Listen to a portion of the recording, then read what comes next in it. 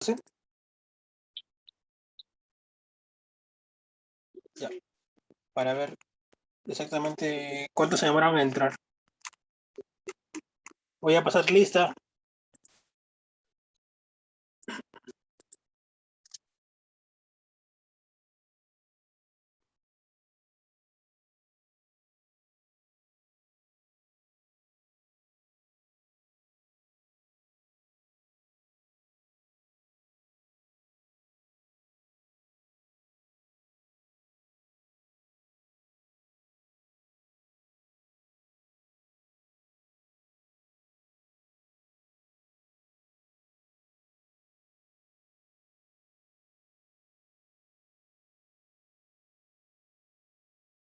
Y ahora sí voy a pasar lista.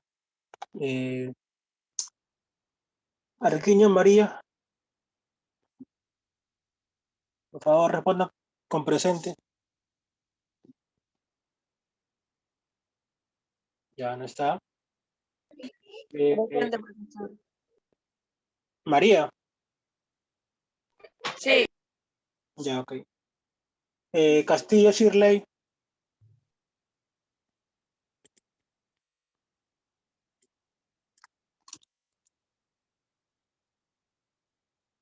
Castillo Shirley,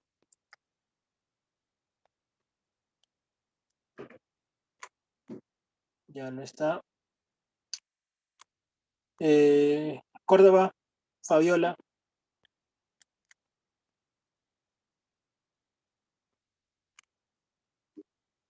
Flores Tracy,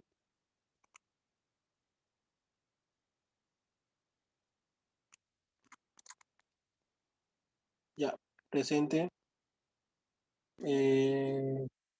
Gamarra Claveriana, por ahí te vi, creo. Ya está. presente, profesor. Sí, te escuché, gracias. Lancho Nicole,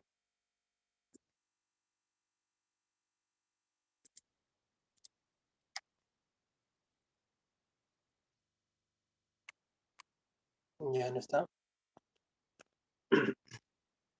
Molina Oscar,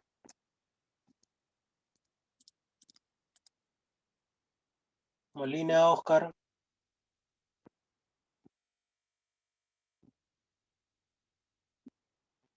ya. Tello Pedro, sí, a Pedro lo vi. Presente, profesor. Palomino Cristian,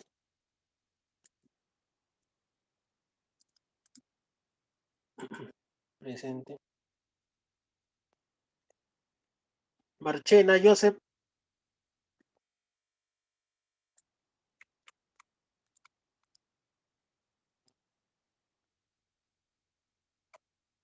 ya. Contreras Jenny,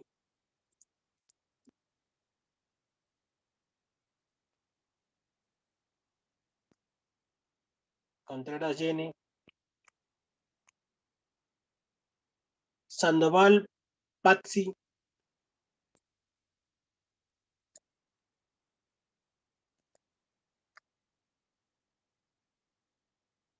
y García Emma, ya, ahí están. Veamos. Boris, ¿no te llamé? Espera. No estás en la lista. Igual te voy a apuntar. Bueno, en la lista que me han enviado no estás. Hay Palomino, Tello, Marchena. No sé. Ah, estás el último, perdón. Pérez Boris, presente. Muy bien, así es. Ahí estás. No te preocupes. Ya vamos. Nos quedamos en. Comparto mi pantalla. Oh, por favor, avísenme si se ve. No me dejen en visto. ¿Se puede ver? Ya, ok. Vamos. Elementos de la geopolítica. La semana pasada estábamos hablando sobre el conocimiento de un estado. Se obtiene por el estudio en el que se desarrolla Por ejemplo, si yo conozco mi estado, conozco mi nación, puedo desenvolverme de una mejor manera, ¿no? Ya. También se debe considerar, por ejemplo, los elementos básicos de la realidad nacional, potencia nacional y poder nacional. Ahora, vamos a ver el contexto de lo que es la realidad nacional. Es la situación de un Estado en aspecto político, económico y social. A ver, para contextualizar. Si yo conozco y tengo el conocimiento de lo que pasa económicamente, políticamente y socialmente, puedo elaborar planes y proyectos que me ayuden a permitir la supervivencia de mi país. ¿A qué le llamo supervivencia? A que no pasemos crisis, de que el estado de vida sea correcto, sea ecuánime, sea como que siempre al alza. Recuerden que supuestamente, lo digo en el supuesto, el Estado debe garantizar la calidad de vida de su habitante. Es otro punto. Entonces, un momento, por favor.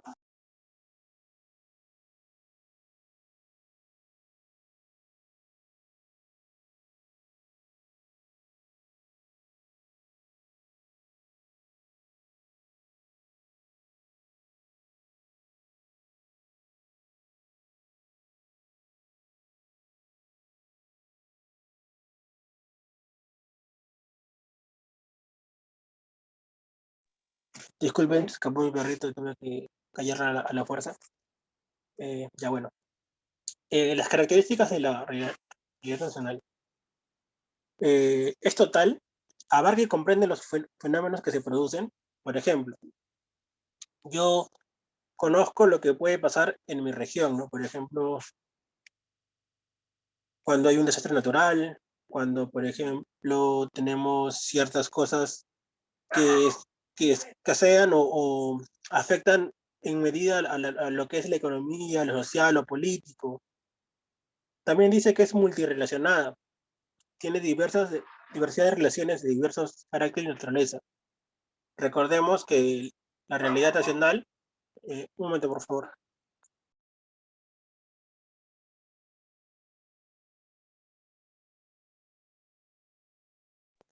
disculpe mi perrita, que está muy inquieta. Ya, o sea, quiere decir que depende no solamente de un aspecto, depende de la economía, lo social, lo histórico, lo global, lo demográfico, está relacionado con varios puntos.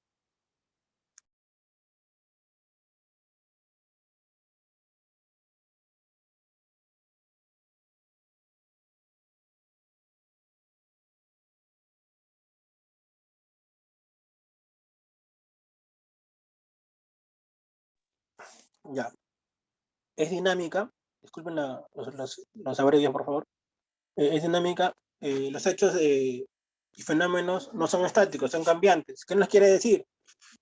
Ejemplo, vamos a poner el caso de las exportaciones, ¿ya? Por ejemplo, somos un país que muchos años ha exportado lo que es caña de azúcar o azúcar en sí, y algodón también. Entonces, hemos tenido mucha demanda o mucho poder económico hace varios años y hasta ahora también por ese tipo de motivos. Pero ¿qué influye o qué pasaría si es que el crecimiento económico que tenemos se ve afectado un poco por la caída del precio del azúcar o de repente porque no hemos hecho más o hemos hecho menos que el año pasado, o una plaga, o de repente el fenómeno del niño, hubo un desborde, simplemente no, la producción no dio como se tenía que dar, o X cosas, ¿no? X variables. Entonces, esos sucesos o esos casos hacen que sea cambiante, que no sea lo mismo, que simplemente tenga, ¿cómo se le dice? No tenga el mismo efecto cada año, sino tiene que variar, y va a variar cada día varía. Y es histórica. Recordemos, y quiero que entiendan esa parte, que la historia no solamente se entiende o se estudia para estudiar lo que es el pasado. Es parte, sí, del objetivo de estudio, pero también recordemos que la historia se aplica para el pasado, para entender el pasado, bueno, para comprender el pasado, para entender el presente y para planificar un futuro.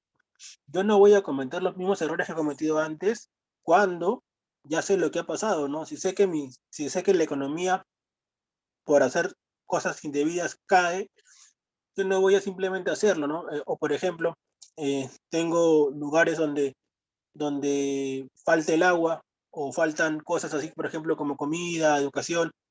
Yo tengo que prever para que la historia no se repita, para que la historia me enseñe de mis errores y poder comenzar a planificar cómo hacer la supremacía de mi gente, ¿no? O sea, hacer que sobrevivan, como se le dice. Vamos a tocar la importancia también. Nos permite conocer las posibilidades geográficas, económicas y políticas sociales que tiene un Estado. Al conocer todas las variantes que pueda tener, por ejemplo, geográficas, los recursos, la economía, que es las inversiones, las decisiones políticas y la misma población social es que tiene un Estado, yo puedo entender y puedo como que ver, ah, ya, estamos bien en este sentido, debemos mejorar tal sentido, debemos como que complementar ciertos aspectos para que el ambiente favorable sea como que más alentador, ¿no? Podamos ver un Perú distinto, un Perú más favorable para todos, ¿no? Esa es la idea. Para eso es la geopolítica. Nos facilita la comprensión de las perspectivas futuras del país, permite determinar los objetivos nacionales que debe seguir para asegurar la supervivencia. O sea, yo me planto mis objetivos cada año, ¿no? Por ejemplo, un objetivo mío sería, si yo fuera presidente, claro, asegurar la educación, brindarle, por ejemplo, un PBI un poco más alto. Entonces, ¿qué quiero hacer? Quiero brindarle un PBI de 8%, que es bastante porque estamos en 4. Entonces, quiero doblar el PBI. ¿Qué puedo hacer? No puedo sacrificar la salud, no puedo sacrificar otra cosa que tengo que comenzar a ver cómo puedo aumentar, ¿no? Cómo puedo brindarle más fondos a la educación sin afectar las demás cosas. Entonces tengo que tener objetivos e ir cumpliéndolos poco a poco, ¿no? Sin como que afectar como que desestabilizarlo todo, ¿no? Tengo que estar así como que a medida, para que todo sea equilibrado. Contribuye a la toma de decisiones y la ejecución de acciones para los objetivos a fines nacionales. Más o menos, la realidad, para entenderlo, la realidad nacional es todo lo que nos permite saber en qué condiciones estamos, tanto social, económica, geográfica y política. Y se basa de todo lo que le he dicho, ¿no? Las características y la importancia. Vamos a hablar sobre el poder nacional. Por ejemplo, si yo les digo poder nacional, quiero que me respondan rápidamente en el chat o por el micro, ¿qué es lo que se les ocurre o qué se les viene a la mente? Ya viendo la premisa en la pantalla. Le doy 2 minutos. Si pueden abrir el micro, mejor. O si no, por el chat. No hay problema. Ay, perdón.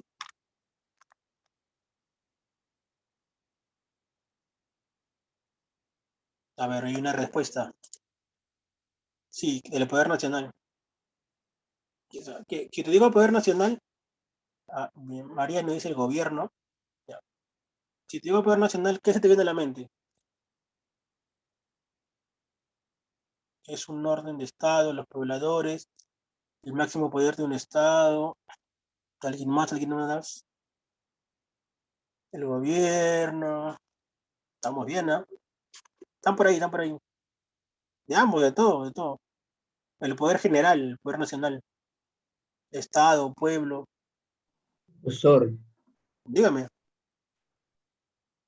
esa es la soberanía para conservar un territorio. También, en gran parte. Bien, Pedro. Vamos a ponerlo en contexto. Por ejemplo, eh, poder nacional. Es la capacidad que tiene el Estado para imponer su voluntad y lograr los objetivos pese a los obstáculos internos y externos. ¿Qué quiere decir internos y externos? Recuerden que no solamente los problemas son con los países extranjeros, ¿no? O se puede decir los vecinos. Eh,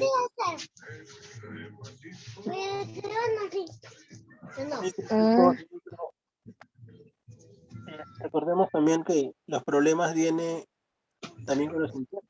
Un ejemplo claro de un problema interno, vamos a remontarnos a los 90, y algunos de repente son de los 90, algunos aún no nacían en los 90. Entonces Mía, búscame auricular, por favor. vamos a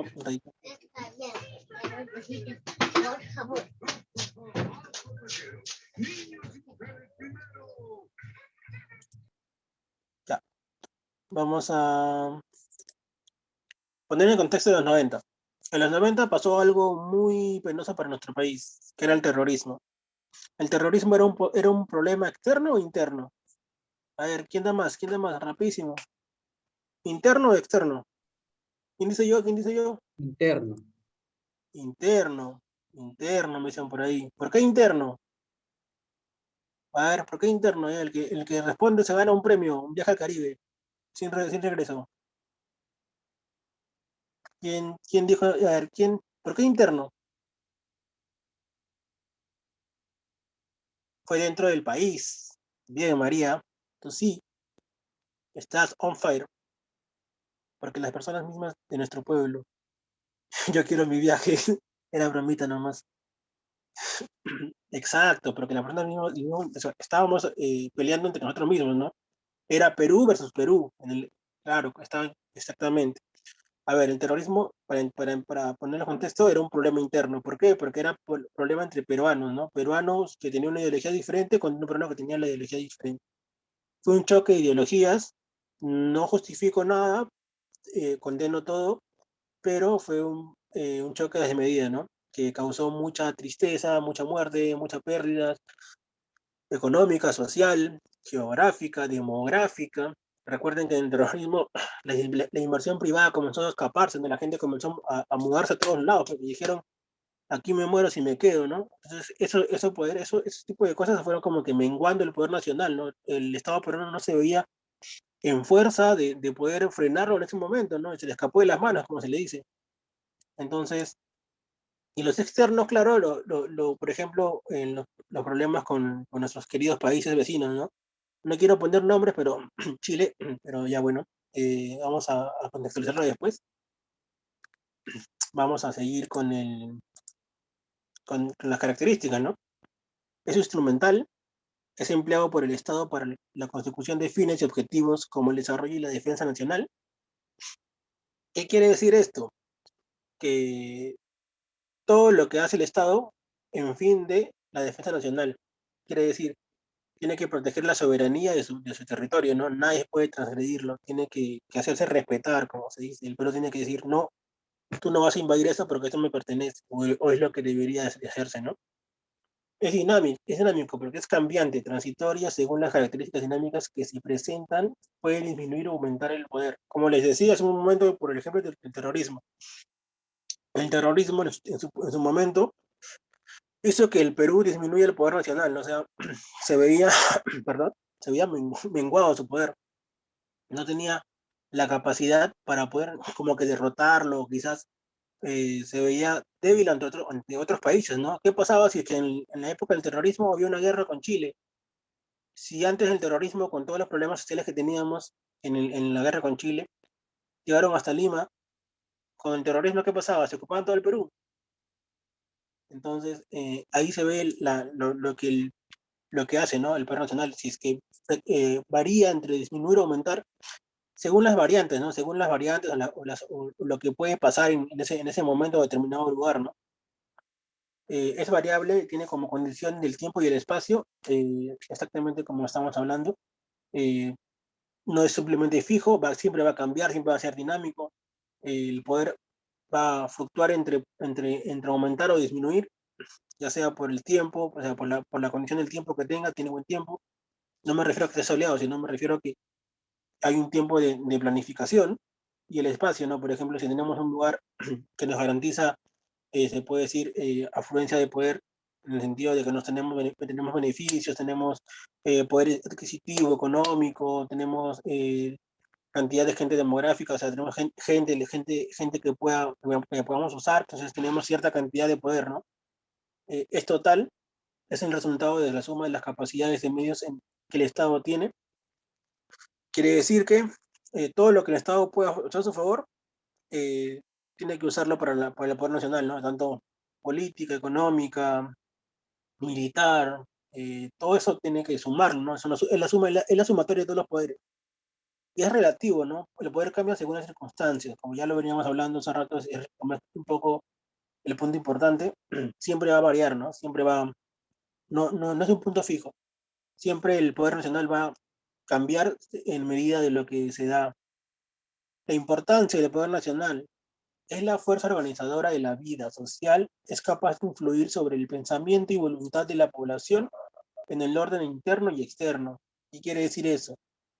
Si yo no tengo la capacidad de poder decirle a mi pueblo, oye, si tú haces esto, está mal, y yo no te voy, y el pueblo tiene que entender que si es que lo hace, puede tener un castigo. Entonces, el castigo no me refiero a que, por ejemplo, no sé, una condena, repercusión. eh, Tenemos que entender que el poder se basa en que, por ejemplo, yo no puedo poner,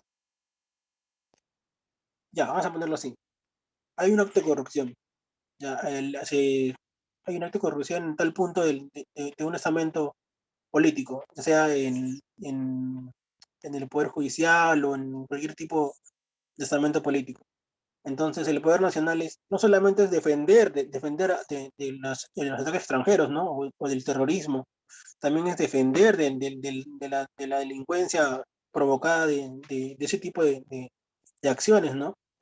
El poder, por ejemplo, saber que si es que yo tengo funcionarios que me obran mal, mi poder es decir, si que tú me obras mal, yo te voy a castigar, en el sentido de que no puedes hacer tu bien generando mal a los demás. Entonces, esto también es parte de un poder nacional, ¿no? Eh, no solamente es de orden interno y externo, sino es capaz que influya que el pensamiento sea global, ¿no? Que sea bueno para todos. De no pensar en hacer cosas malas, ¿no? Como se dice. Sigamos con lo que es la potencia nacional. Si yo le digo potencia nacional, qué se les ocurre? A ver, para hacer la clase dinámica. A ver, potencia nacional.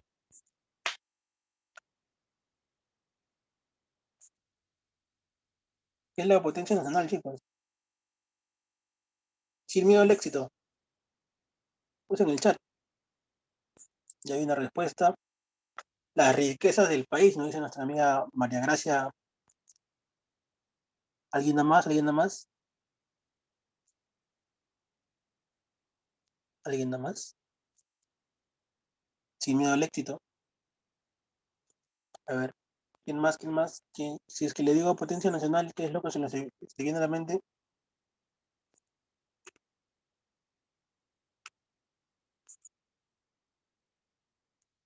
¿Quién dijo yo? ¿Quién dijo yo?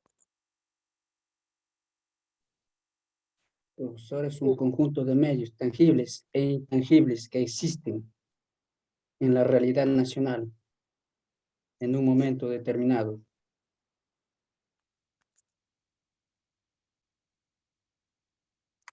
Claro. Un ratito. Se me colgó la máquina. Un momento, por favor.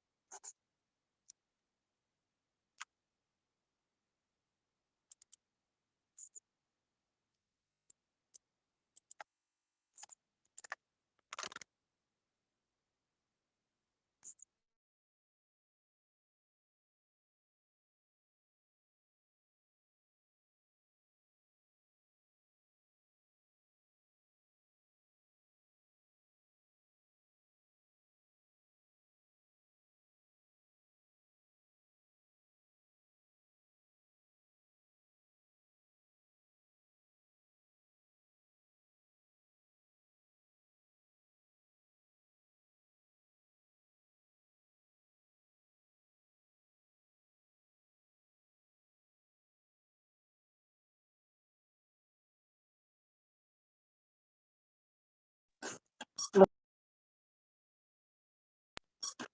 ¿se logra ver bien de casualidad? No, no. A ver, por favor, confírmenme.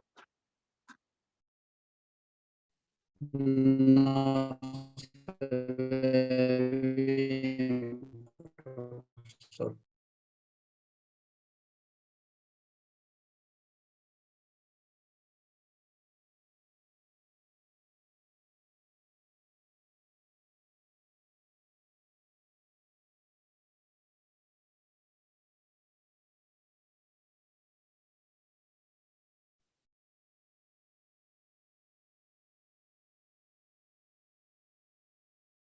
Ahora sí se ve, profesor.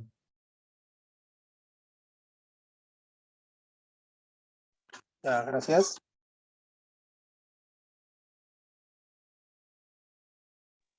Veamos. Las respuestas eran, por ejemplo, disculpen el inconveniente, se me colocó un poco en la PC, estoy un poquito viejo.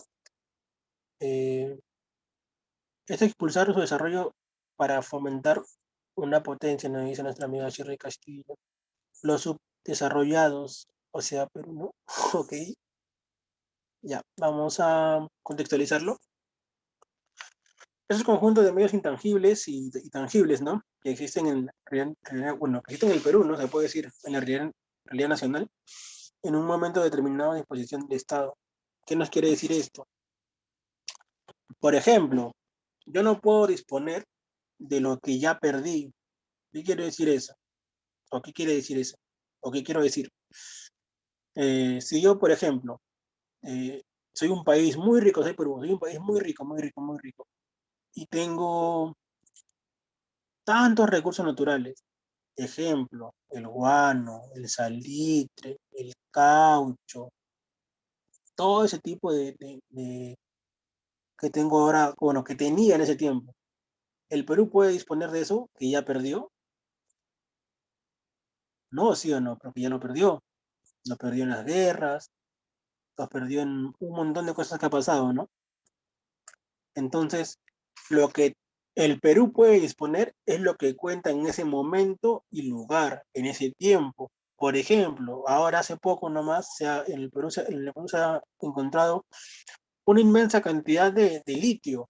¿Qué es el litio? O, profesor, ¿qué es el litio? ¿Pero qué es el litio? Para hacer baterías, ¿no? Como que las baterías como que de larga duración, ¿no? Que tienen más potencia. Entonces el Perú tiene esa capacidad, ¿no? Quizás ese medio que tiene ahorita, que el Perú siempre ha sido un país muy rico en todo sentido, y ahora tiene esa herramienta para salir adelante, ¿no?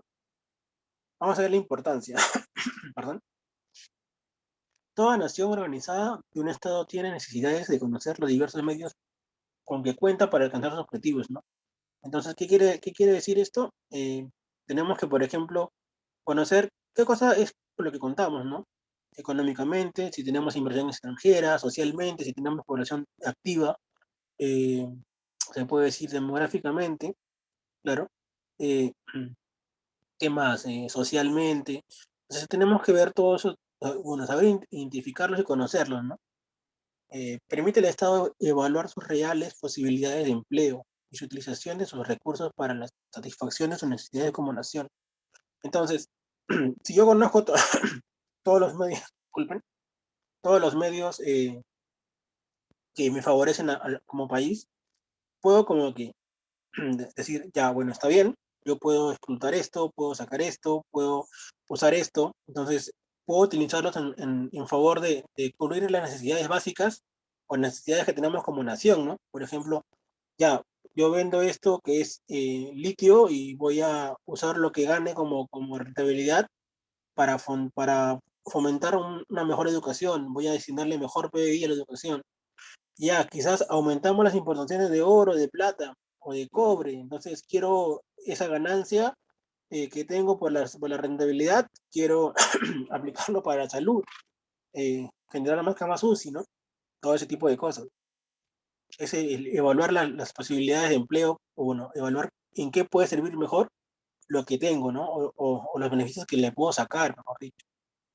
El Perú cuenta como una potencia, bueno, cuenta con un potencial muy rico, ¿no? En su mar, en los Andes, los desiertos, la selva, y que debidamente explotados permitirán el Estado alcanzar sus objetivos, ¿no? Bueno, algunos entran en la contradicción de, por ejemplo, profesor, y es cierto que el mar es muy rico porque nos da nutrientes, nos da comida y nos da una fuente de empleo por lo que son los pescadores, ¿no? Que también mueven gran parte de la economía del Perú. Los Andes también nos generan un montón de productos, y la selva también, ¿no, profesor? Pero el desierto, ¿por qué es desierto, profesor? ¿Por qué? ¿Por qué? Si es todo arena, no hay nada. Un ejemplo claro, no sé si conocen Ica, algunos deben conocer, yo estuve hace poco ahí en julio, vacacionando, y es todo un desierto, ¿no? Le dicen el oasis de América, como lo conocen también, ¿no? ¿Y por qué, profesor? ¿Pero por qué nos puede generar desierto? Bueno, ¿por qué un desierto nos genera riqueza? Porque simplemente, si no sé si han visto, por ejemplo, o han ido, o deben conocer, que en la Huacachina o en las dunas de Ica hay, por ejemplo, un montón de turismo, ¿no? hacen sandboarding, hacen tubulares, se tiran con parapente. Hay mucho movimiento económico en el sentido de lo que es turismo, ¿no? Entonces, ese plus que tiene y cada parte dedica a ser una de dos grandes civilizaciones, ya su profesor de historia les seguro que les habrá explicado, ¿no? La cultura Nazca y la cultura Paracas, ¿no? Son dos civilizaciones que han marcado puntos importantes en el Perú, ¿no? Entonces tiene todo eso histórico, tiene más sumado, más geografía que tiene, hace que sea un potencial como que destino turístico, donde la gente que va ahí va a dejar su dinero en la inversión, ¿no? Por ejemplo, ya voy, una persona que va a común y corriente, por ejemplo, yo, he tenido que gastar en alojamiento, en comida, he tenido que gastar también en los tours, en los recuerdos. Entonces, para que vean que en todo hay una cierta ganancia, ¿no? En lo que es el, el sentido para el potencial nacional, ¿no? O sea, que todo se vale para poder generar riqueza y alcanzar su objetivo, ¿no? Trazado por el Estado. El potencial humano también es importante. En nuestro país, donde contamos con una población del 50% son niños y jóvenes. Vamos a contextualizarlo. Recordemos que somos un país altamente demográfico, ¿no? Somos una de las regiones que tiene más habitantes, ¿no? Más gente habitando en el territorio. ¿Qué quiere decir esto? Que si lo comparamos con países extranjeros, vamos a irnos un poco más lejitos a Europa, la cantidad de adultos mayores es superior a la cantidad de gente que vive en Europa.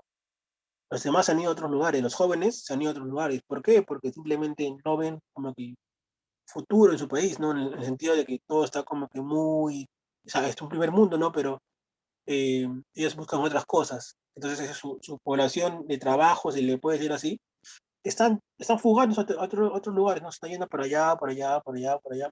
Entonces no tienen mucha cantidad. Por ejemplo, Italia, vamos a poner Italia. Italia es un país donde se considera la mayor cantidad de adultos mayores. Hay muy pocos niños, muy pocos jóvenes. Entonces, recordemos que la gran cantidad se puede decir, de poder